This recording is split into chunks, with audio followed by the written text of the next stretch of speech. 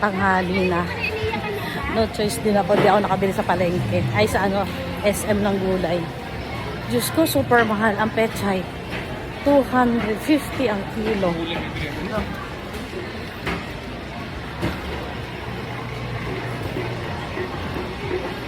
Kaya wala din. Napasugod din ako sa palengke. Diyos ko, kasayang naman. 250 sa palengke. Magkano ang kilo dito? Diyos ko eh. Kahit sobra-sobra ang pera, hindi ano. Hindi pechay.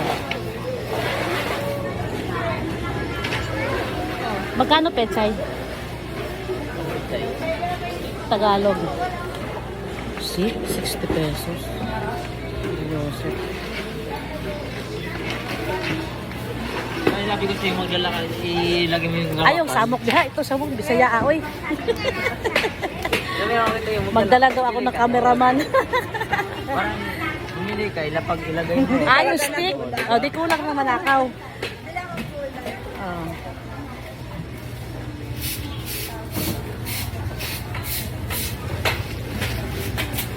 Ito, mas masarap to. Sige, magkano to? Kilo? Ha? 70 na kilo. Kita mo, mas mura dito, di ba? Kuha ako nito ng kalahati. Ako, naging pusa ng aso. Ay, aso. Ang tao, naging pusa na. Ano ba yun? Nako. Ang aso, naging pusa. Ay, tao. Ano ba yun? Yan. Tapos, kuha tayo ng pechay Tagalog naman. Ang pechay Tagalog, mo 60 lang kilo. Oh. Diba? Samantalang sa isin, aray ko dong. Ang sakit sa padong. Inipit mo kuya ang aking ano, hapa ako ya ha. Ikaw ha, maayos ka. Nakita mong luya na nga yung ano ko, paa ko. Pala alambot. Aray. Nakita mo nga luya na nga yung paa ko eh. Ikaw, maayos ka kuya ha. Sabihin mo lang may galit ka sa akin, okay lang naman ako. Luya yun. Luya. Akala mo luya. Kawawa naman yung paa ko. Kawawang paa. Joke lang.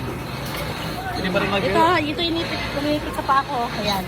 Ayun na, tinulak pa lang. Tinulak. Oo, tinulak mo. Sige lang. Nandiyan, nagbablog ka pala. Buo pa naman yung paa ko. Dagan mo na yung negosyo. Sige lang, enjoy life lang. Dinagdagan mo yun. Ako hindi mo. Ito, yung tao naging pusa, ayan no. Yun yung yan ang naging pusa. Diba? Mamili muna ako. Mamaya babalik ako. Bye.